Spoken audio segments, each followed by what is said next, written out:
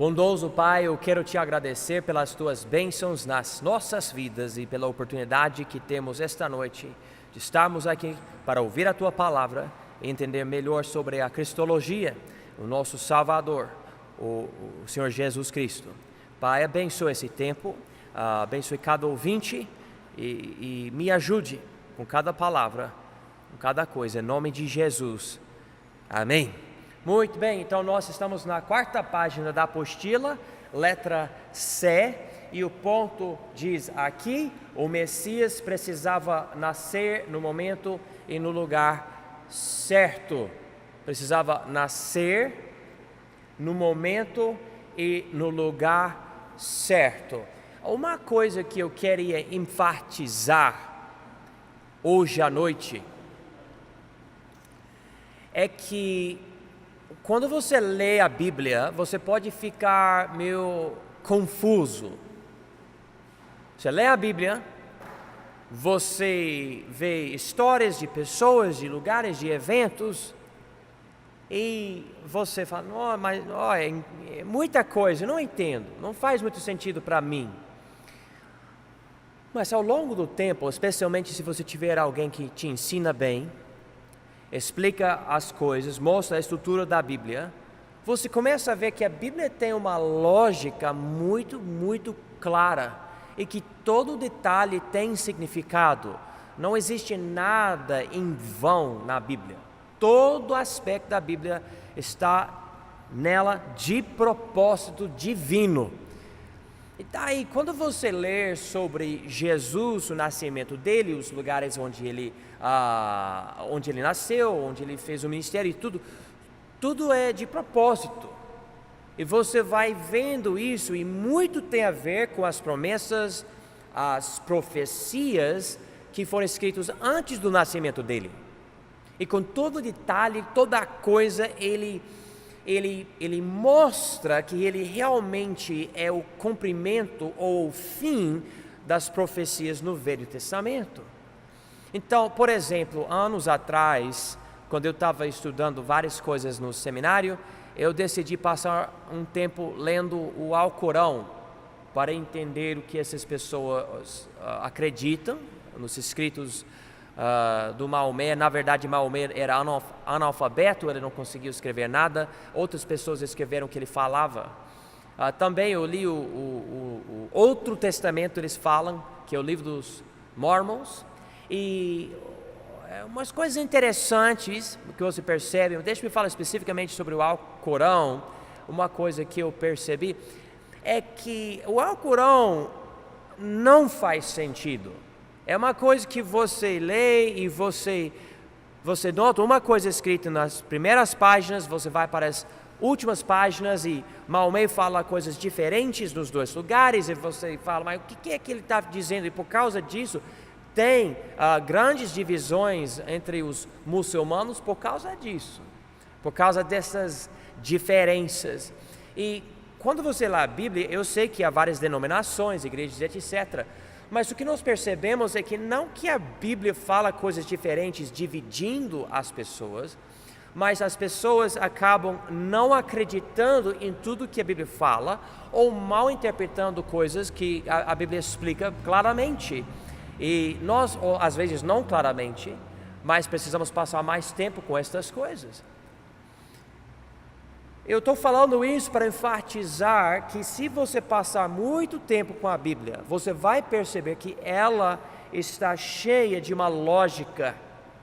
E você pode entender coisas e ligar lugares, pessoas, eventos, promessas, mandamentos, profecias, e ver que é tipo uma obra de arte a Bíblia. Cada detalhe tem um significado. Cada coisa é importante. Ou como, por exemplo, eu tenho aqui um relógio que a minha mãe me deu. E você pode abrir o relógio e você vai ver todas as peças diferentes, todos os detalhes, para realmente ter um relógio bom, que funciona, que consegue nos dizer, olha, que oração. Quando você lê a Bíblia, você acaba às vezes falando, mas não faz sentido para mim. Mas faz muito sentido com o tempo. Você começa a ler. Então, como eu falei, tem lógica, é obra de arte, cada detalhe é importante. Hoje à noite nós vamos ver algumas coisas como Jesus precisava nascer 2000 anos atrás. Ele precisava nascer na região onde ele nasceu. Ele precisava ter outros detalhes que tem a ver com o nascimento dele. E ele cumpriu tudo. E o incrível, é até difícil, eu estava pensando sobre isso hoje, como que eu vou explicar isso? Quando você começa a ver a lógica da Bíblia e o nascimento de Jesus, você chega a essa conclusão: é impossível dizer que Jesus era uma pessoa normal. É impossível dizer que ele era somente um tipo de doutor ou professor. Mas ele realmente é divino, ele é de Deus. Ele, claro, nós sabemos que ele é Deus mesmo. Por passar tempo na Bíblia, eu posso passar tempo com outros livros, até tipo textos religiosos de outras religiões, e eu claramente vejo, nem leva muito tempo, erros aqui ou ali, coisas que na verdade não têm a mesma lógica. Mas não a mesma coisa com a Bíblia.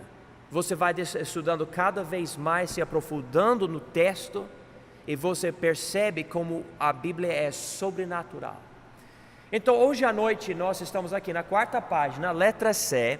O Messias precisava nascer no momento e no lugar certo. Falamos de Belém e outras coisas. Mas primeiro, vamos ver uma profecia dada no último livro, Malaquias 3, sobre um homem que ia chegar, um homem importante. Então, Malaquias, capítulo 3, versículo 1. O profeta escreveu: eis que eu envio, isso é Deus que está falando, o meu mensageiro, marca essa palavra, mensageiro, que preparará o caminho diante de mim, e de repente virá ao seu templo o Senhor, a quem vós buscais, e o mensageiro da aliança, a quem vós desejais, eis que ele vem, diz o Senhor dos exércitos. Então aqui Deus profetiza. Lembra, antes do nascimento de Jesus, há 400 anos que passam entre os dois testamentos. Então isso é muito antes do nascimento de Jesus. Os judeus até hoje guardam esse livro, é importante para eles. Eles só não recebem Jesus, rejeitam Jesus. Mas não é ele essa pessoa principal no Velho Testamento. Aqui em capítulo 3, versículo 1, está falando sobre Jesus, onde diz o Senhor, mas antes disso, onde diz o meu mensageiro, está falando sobre outra pessoa. E diz aqui que esse que Deus enviaria, prepararia o caminho diante do Senhor Jesus. Então Deus profetizou aqui, através de Malaquias: eu vou mandar outro antes que vai preparar o caminho. Eu acho que todo mundo já sabe quem é. João Batista, que pregava o arrependimento, etc. Ele chegou. Então continuamos nas profecias. Como muitas vezes acontece no Velho Testamento, Deus pula a primeira vinda de Cristo e vai automaticamente para a segunda. Nem sempre, por exemplo, Isaías 53 ou Salmo 22, mas aqui ele pula, e você pode ler isso. Mas vamos continuar com a profecia sobre esse mensageiro de Deus que prepararia o caminho do Senhor Jesus. Vamos chegar aqui no 4º capítulo, os últimos 2 versículos, então versículos 5 e 6. Diz aqui: eis que eu vos enviarei o profeta Elias, marca esse nome, Elias, antes que venha o grande e terrível dia do Senhor. Esse grande e terrível dia do Senhor, novamente, pula a primeira vinda de Cristo e vai para a segunda. Porque na segunda ele vai voltar, ele vai destruir os inimigos dele para preparar o reino milenar. Mas ele pula. É como a gente explica as profecias. O que nós entendemos, vamos dizer que o profeta está aqui em cima de uma montanha e tem outras montanhas, ok? Essa visão do profeta, ou vidente tem a palavra também na Bíblia. Ele está aqui, ele olha daqui para cá. Quando ele olha, ele não vê o que está nos vales, somente as coisas aqui em cima. Então ele dá os detalhes aqui. Em outros casos você vai ver outros detalhes não mencionados aqui. Então quando você lê as profecias, ele não dá cada coisa de uma forma cronológica para você entender dessa forma. Não é o jeito de Deus. Ele quer que você estude, então você tem que ler muito mais, estudar muito mais, para entender todos os detalhes das profecias. Inclusive no Novo Testamento, há quantos registros da vida e do ministério terrestre de Jesus no Novo Testamento? 4. Mateus, Marcos, Lucas e João. As 4 faces do nosso Senhor. Então Deus não colocou tudo em Mateus, não, coloca certas coisas.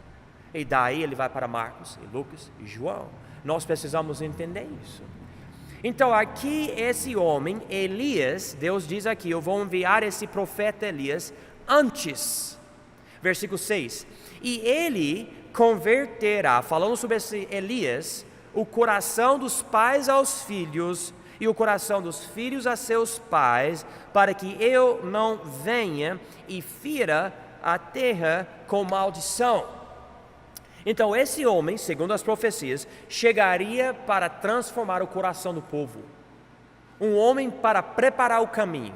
Porque se João Batista não chegasse dessa forma, Jesus chegaria com tanta raiva. Lembra quando ele entrou no templo e acabou derrubando as mesas e com raiva, falando, essa casa do meu pai, e vocês estão mudando a coisa toda.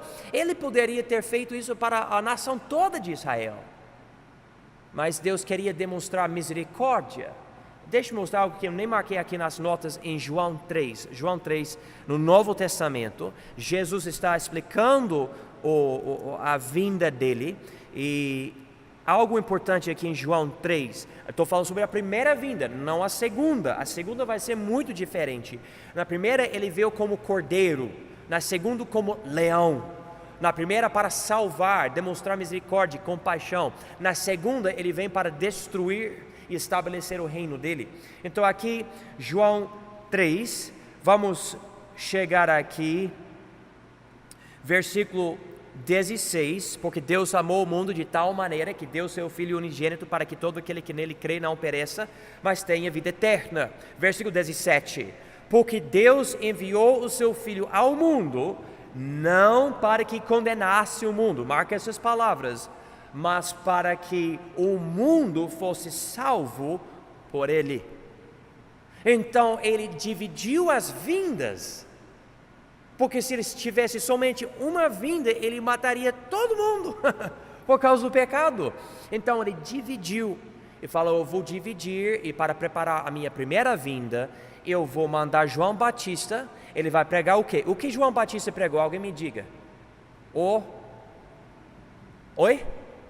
Arrependimento. Ou seja, ele tem como cortar com machado a árvore aqui nas raízes para cair. Então preparem-se, porque ele vai chegar, o reino está perto, e você tem que ser arrependido, ou ele vai castigar, ele vai destruir. E João pregava duro essas coisas, pregava para líderes, pregava para soldados, pregava para publicanos, para todo mundo, para preparar, e essas são as profecias. Então, agora vamos chegar aqui em Mateus 11, agora Jesus nasceu, e João Batista também. Mateus 11, vamos ver agora o cumprimento destas profecias. Então aqui, Mateus 11, as pessoas iam para João Batista, foram batizados por João Batista no Rio Jordão, e grande movimento de pessoas, uma transformação da nação através dele.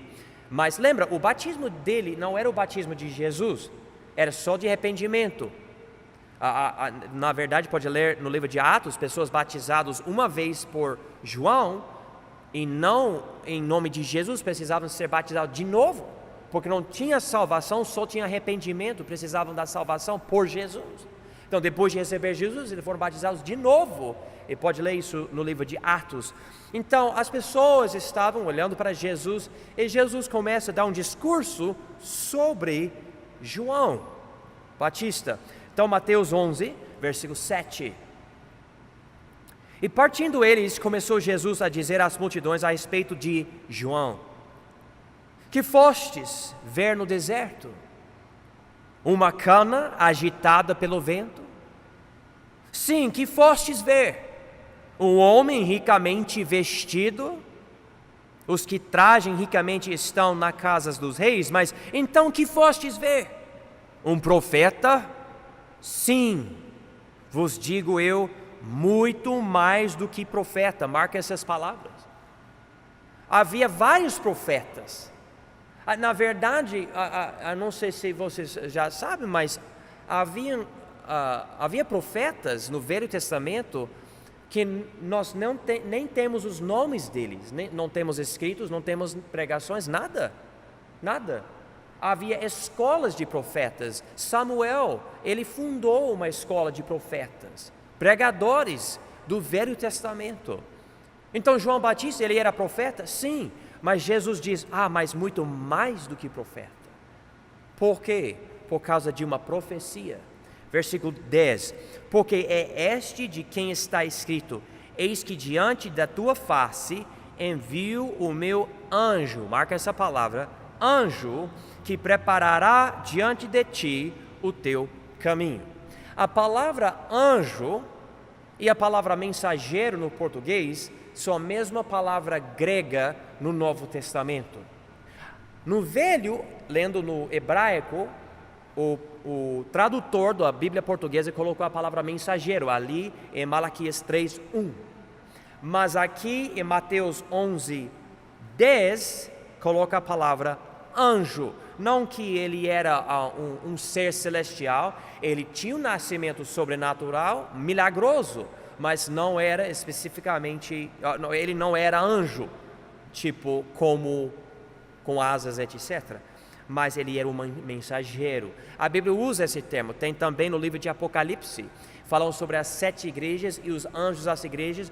Muitos acreditam que esses 7 anjos das 7 igrejas em Apocalipse 2 e 3 não eram anjos, mas eram mensageiros, ou seja, os pastores destas igrejas. Mas vamos continuar aqui. Diz aqui, que, versículo 10, que preparará diante de ti o teu caminho. Em verdade vos digo que entre os que de mulheres têm nascido, não apareceu alguém maior do que João o Batista. Interessante, porque ele nunca nem fez milagre. Mas aquele que é o menor no reino dos céus é maior do que ele, que é outra coisa. E desde os dias de João o Batista até agora se faz violência ao reino dos céus, e pela força se apoderam dele. E, claro, João foi morto, porque todos os profetas e a lei profetizaram até João. João, na verdade, faz parte do Velho Testamento, mas nos encontramos ele onde? No Novo Testamento. Porque quando começou o Novo Testamento ou a Nova Aliança?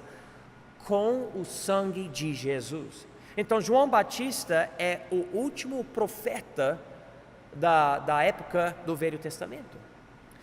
Versículo 14, e se quereis dar crédito, é este marca essa palavra, Elias, que havia de vir. Aqui, claro, não é reencarnação, mas ele está ligando a profecia do livro de Malaquias com João Batista. Jesus está dizendo, se você tem fé, se você consegue acreditar, eu estou te falando. Elias, profetizado no livro de Malaquias, é João Batista, que chegou antes de mim, o precursor, para preparar o caminho, para que eu pudesse pregar o Evangelho em vez de mostrar misericórdia, em vez de destruir o povo. Ele diz aqui então, versículo 15, quem tem ouvidos para ouvir, ouça. Vamos continuar aqui, Lucas 1:17. Lucas 1:17.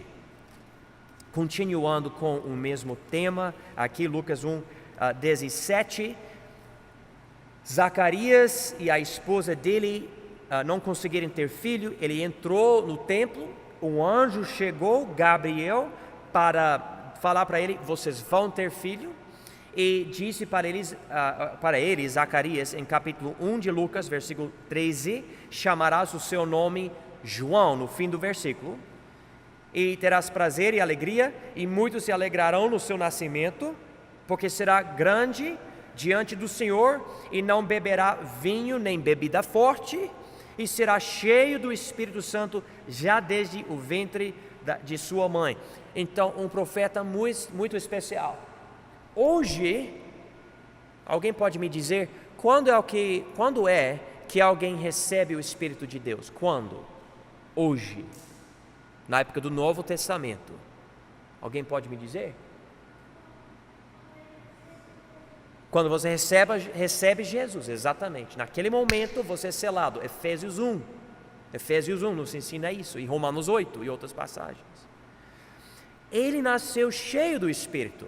Nós entendemos que o enchimento do Espírito Santo não é a mesma coisa do batismo. O batismo é quando você é salvo, ele entra em você, é imersão no Espírito. Mas o enchimento dá poder, o enchimento, Deus controla você para você fazer o ministério. Então aqui é um tipo de unção, como os outros profetas do Velho Testamento, aqui uma unção especial para o ministério dele. Então agora versículos 16 e 17, e converterá muitos dos filhos de Israel ao Senhor seu Deus, e irá diante dele no espírito e poder de quem? Elias. Ou seja, ele não é Elias, mas ele é de uma forma simbólica. Então ele vem no espírito e poder de Elias, para converter os corações dos pais aos filhos e os rebeldes à prudência dos justos, com o fim de preparar ao Senhor um povo bem disposto. Então é isso que aconteceu, segundo as profecias. Segunda coisa aqui, quarta página, letra C, número 2, Jesus precisava nascer em Belém, sair do Egito e ser de Nazaré. Eu fico pensando sobre essas coisas. Como que o judeu vai entender isso antes do nascimento de Jesus? Como que ele vai nascer em Belém e sair do Egito e também ser de Nazaré? Vamos tentar entender essas coisas. Vamos voltar para as profecias, para ver as profecias, e depois nós vamos ver os cumprimentos. Então, Miqueias, por favor, Miqueias no Velho Testamento. Miqueias capítulo 5, versículo 2. É interessante, às vezes, as profecias se manifestam de uma forma repentina. Você está lendo e, aparece algo. E você pergunta, mas por quê? E você não vai saber até mais tarde. Então aqui, Miqueias capítulo 5, versículo 2, de repente ele fala sobre Belém. Belém quer dizer casa de pão. E tu, Belém Efrata, posto que pequena entre os milhares de Judá, de ti me sairá o que governará em Israel, e cujas saídas são desde os tempos antigos, desde os dias da eternidade. Interessante aqui. Então, Belém Efrata, aqui uma profecia que o Messias vai sair de Belém, mas ele vai governar. Então, olha aqui, o nascimento, Belém, pula a crucificação e vai automaticamente para o governo dele no reino milenar. Pula de novo.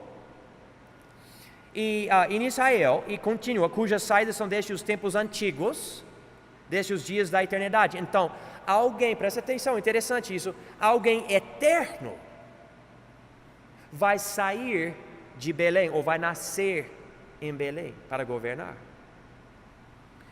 Agora vamos para Lucas capítulo 2. Lucas capítulo 2.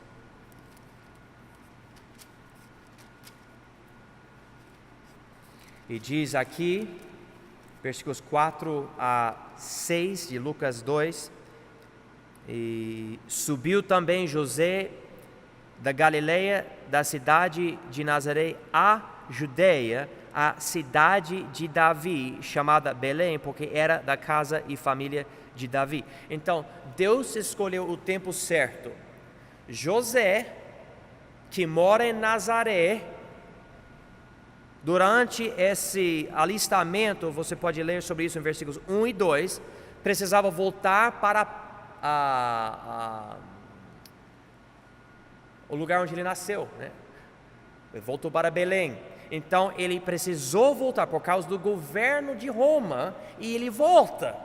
E nós notamos isso aqui em capítulo 2, versículo 4, do livro de Lucas. E podemos continuar a ler aqui, versículo 5. A fim de alistar-se com sua mulher Maria, desposado com ele, a qual estava grávida. E aconteceu que, estando eles ali, se cumpriram os dias em que ela havia de dar à luz. E nós podemos também voltar, se eu não me engano, para Mateus. Mateus capítulo 2, primeiro livro do Novo Testamento. E diz especificamente aqui em capítulo 2, versículo 1: E tendo nascido Jesus em Belém de Judeia, no tempo do rei Herodes, eis que uns magos vieram do Oriente a Jerusalém, e uns sacerdotes explicam para o rei por que ele precisava nascer nesse lugar. Olha aqui, Mateus 2, versículo 5. E eles lhe disseram: em Belém de Judeia, porque assim está escrito pelo profeta, que nós sabemos, Miqueias: em tu, Belém, terra de Judá, de modo nenhum és a menor entre as capitais de Judá, porque de ti sairá o guia que há de apacentar o meu povo Israel. Então, esses sacerdotes estavam esperando, mas segundo as profecias, o Messias, ele vai sair de Belém. Agora, como que ele vai sair de Belém e também Egito e também Nazaré? Agora, vamos ver aqui Mateus 2, versículo 13. Lembra, Herodes era o rei. As profecias ligaram o nascimento de Jesus com o reino dele. Então, esse reino ameaçava o reino de Herodes. Ele pensou: peraí, não gosto disso não. Ele decidiu matar, ou queria matar Jesus, não conseguiu. Por quê? Deus preparou o caminho. Aqui Mateus 13, capítulo 2, versículo 13. E tendo ele se retirado, eis que o anjo do Senhor apareceu a José num sonho, dizendo: levanta-te e toma o menino e sua mãe e foge para onde? O Egito. E demora-te lá até que eu diga, porque Herodes há de procurar o menino para o matar. E levantando-se ele, tomou o menino e sua mãe de noite e foi para o Egito. E esteve lá até a morte de Herodes, para que se cumprisse o que foi dito da parte do Senhor pelo profeta, que diz: do Egito chamei o meu filho. Então Herodes, vendo que tinha sido iludido pelos magos, irritou-se muito e mandou matar todos os meninos que havia em Belém, em todos os seus contornos, de 2 anos para baixo, segundo o tempo que diligentemente inquirira dos magos. Era uma cidade bem pequena, é possível que não conseguiu matar muito menino por causa do tamanho. Versículo 17: então se cumpriu o que foi dito pelo profeta Jeremias, que diz: em Ramá se ouviu uma voz, lamentação, choro e grande pranto, Raquel chorando os seus filhos, e não quer ser consolada, porque já não existem. Jeremias 31, 15. Essa profecia aqui não é o foco agora. Nosso foco é a profecia em versículo 15, onde diz: do Egito chamei o meu filho. Vamos então para essa profecia no livro de Oséias. Então Isaías, Jeremias, Lamentações, Ezequiel, Daniel, Oséias. E Oséias capítulo 11, aqui a profecia. Diz aqui em Isaías capítulo 11, versículo 1: quando Israel era menino, eu o amei, e do Egito chamei o meu filho. Esta é a profecia que Jesus cumpriu. Se você presta muito bem atenção, se você entende a poesia hebraica, você vai falar, mas peraí, ele não está falando sobre Israel nessa segunda frase também? Porque na primeira frase diz, quando Israel era menino, e agora na segunda frase, chamei o meu filho. Não está dizendo que Israel é o filho de Deus. E sim, tá. Então, como que Mateus consegue dizer que é profecia do Messias? Agora você vai ver algo muito importante, muito interessante. Basicamente, eu não quero exagerar o caso, mas basicamente todos os eventos de Israel são um tipo de paralelo com a vida e ministério de Jesus. Um estudo que vai completamente mudar seu entendimento da inspiração das Escrituras é voltar para o livro de Gênesis, seguir o povo de Israel e comparar o que aconteceu com Israel com Jesus. É incrível. Há muito para ver. Também você pode comparar tudo isso com a sua vida cristã, que também é outro tipo de paralelo. Então aqui sim é Israel, mas Israel é uma manifestação do Messias que chegou depois. 2000 anos atrás para nós, mas depois comparado com o Velho Testamento.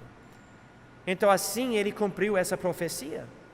Mas ainda diz que ele é de Nazaré. Como é que fica isso? Vamos para Mateus capítulo 2. Mateus 2. Então, Belém nasceu. Egito fugiu para lá e saiu de lá. Agora, Mateus 2, Nazaré. Então, Mateus 2, versículo 23. Lembra onde José morava antes de ir para Belém? Ele morava, em Nazaré. Então aqui, Mateus 2, já notamos em versículos 1 a 12, Jesus nascendo em Belém. Em versículos 13 a 18, Jesus no Egito. Agora Mateus 2, versículos 19 a 23, Jesus de Nazaré. Morto, porém, versículo 19, Herodes, eis que o anjo do Senhor apareceu num sonho a José no Egito, dizendo, levanta-te, toma o menino e sua mãe, e vai para a terra de Israel, porque já estão mortos os que procuravam a morte do menino. Então ele se levantou, e tomou o menino e sua mãe, e foi para a terra de Israel. E ouvindo que Arquelau reinava na Judeia, em lugar de Herodes, seu pai, receou ir para lá, mas avisado num sonho, por divina revelação, foi para as partes da Galileia. E chegou e habitou numa cidade chamada, marca a palavra, Nazaré, para que se cumprisse o que foi dito pelos profetas, ele será chamado Nazareno. Agora chega outra questão. Ele diz aqui os profetas, ele não fala sobre um profeta em particular, um profeta específico, só fala os profetas.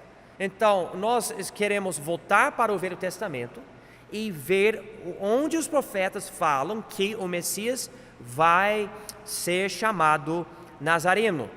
Mas se você procurar uma profecia usando essas palavras, você vai descobrir que não diz ele vai ser chamado Nazareno. Então, por que Mateus fala isso? Beleza. Quando você pensa sobre a palavra Nazareno, talvez para você não quer dizer nada, né? Somente um lugar lá em Israel, onde Jesus morava, trabalhava, fazia um ministério, etc. Mas para o povo daquela época, alguém chamado tal pessoa de Nazaré não era uma coisa boa, não. Era um lugar desprezado, rejeitado. Então, para ser Jesus de Nazaré, ou Jesus Nazareno, era um tipo de desprezo. Você é de lá? Que povo chato ou abominável. Nazareno. Vamos, por exemplo, para João capítulo 1, por favor. João capítulo 1.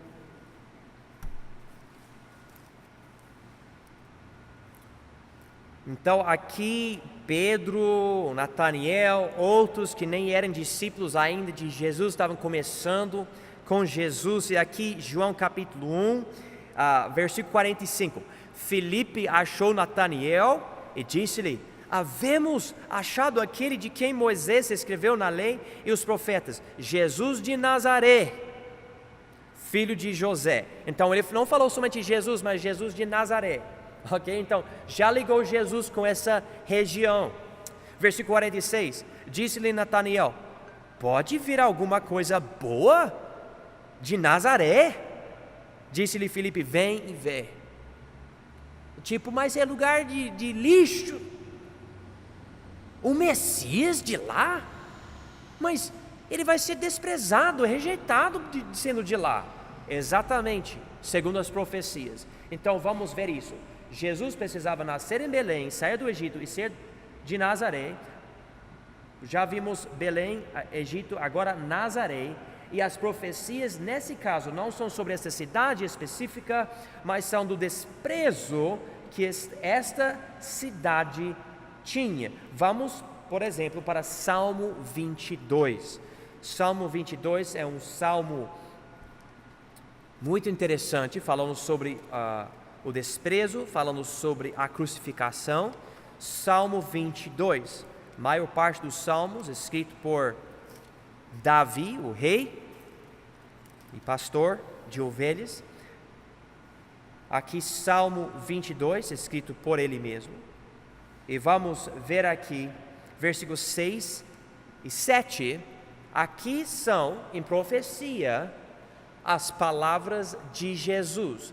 Lembra, esse rei, governador, Messias, nas outras profecias, nascendo e reinando. Aqui, saindo daquelas profecias e indo para outras, não fala sobre reino, não fala sobre glória, fala outra coisa. Vamos ver aqui, Salmo 22, versículo 6. Mas eu sou verme, e não homem, opróbrio dos homens, e desprezado do povo. Todos os que me veem zombam de mim, estendem os lábios e meneiem a cabeça. Marca essa palavra em versículo 6, desprezado do povo, desprezado. Versículo 7, zombo, e tem opróbrio, todas as palavras aqui, mas essa é a ideia. Agora vamos para outra profecia que fala sobre isto, Isaías 53, já falei, vou falar de novo. O único capítulo que os judeus até hoje nas sinagogas não querem ler, nas leituras, esse capítulo, Isaías 53, porque tão claramente e fortemente fala sobre o sofrimento do Messias. E na hora que você lê, você fala, é Jesus, mas é tão claro que eles não querem nem ler. Eu acho que certas igrejas sofrem com isso. Há uma passagem bíblica que prega contra algo que a igreja está fazendo, e a igreja acaba pulando o que a passagem diz. Eu não quero que a nossa igreja seja assim, mas vamos chegar aqui e ver o que a Bíblia fala em Isaías 53. Eu vou ler esta vez somente versículo 3, mas é um capítulo maravilhoso. Era desprezado e o mais rejeitado entre os homens, homem de dores, experimentado nos sofrimentos, e com onde quem os homens escondiam o rosto, era desprezado, e não fizemos dele caso algum. Então as profecias falavam, será desprezado. Quando Nataniel ouviu falar, ele é de Nazaré, ele desprezou na hora, mas Nazaré? Algo bom pode vir de Nazaré? E o outro falou, vem e vê. Então, quando as pessoas ficaram sabendo que Jesus era de lá, duvidavam, Jesus se identificou com essa cidade, porém, note que eu acho interessante, Atos 22, Jesus nasceu em Belém, foi para o Egito, depois para Nazaré, aceitou esse título de desprezo, ressuscitou, ascendeu, voltando para o céu. Agora um grande perseguidor dos crentes era Paulo, Jesus decide se manifestar de uma forma milagrosa para Paulo. E Paulo quer entender quem é essa pessoa que do céu, numa luz brilhante, está aparecendo para mim. E aqui, Atos 22, versículo 7. E caí por terra, Paulo, e ouvi uma voz que me dizia: Saulo, Saulo, por que me persegues? E eu respondi: quem é, Senhor? E disse-me: eu sou Jesus Nazareno. Eu gosto disso, porque ele pega a coisa mais desprezada e fala: sou eu, mas eu estou no céu olhando para você, Jesus Nazareno, a quem tu persegues. Sabe que o título que Jesus gostava mais do que qualquer outro título na Bíblia não era filho de Deus, mas era filho do homem. A encarnação era muito importante para Jesus. O desprezo também, porque cumpriu as profecias.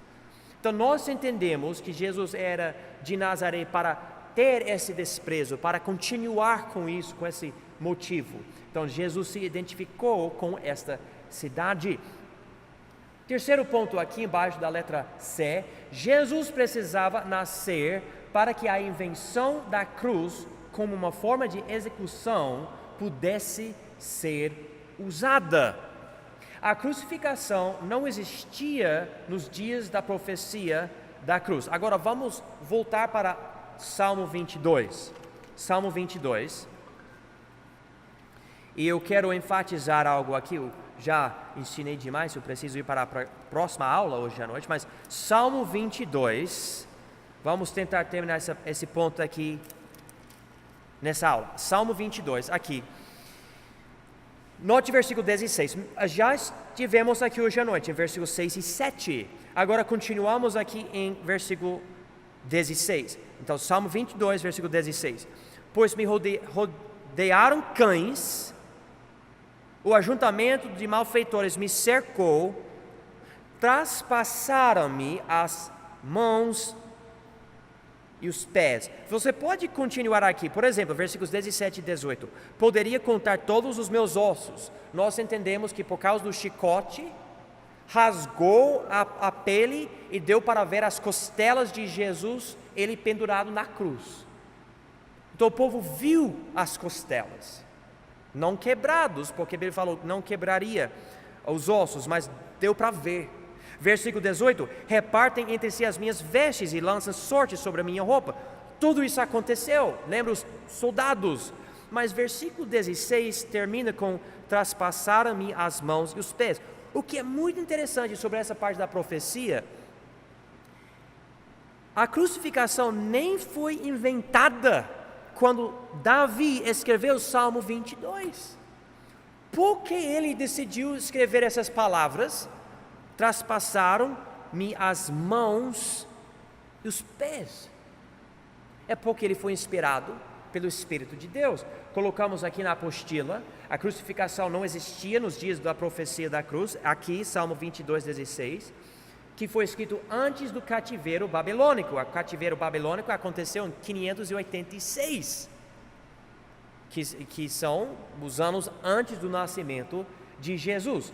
Na verdade, note aqui número 2, os persas inventaram a crucificação em 400 a 300 AC, mais ou menos 200 anos depois da profecia.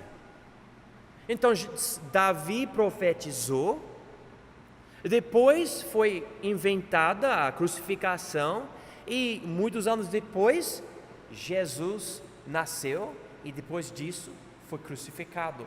Então Jesus, como a letra C diz, precisava nascer no momento e no lugar certo para cumprir todas as profecias.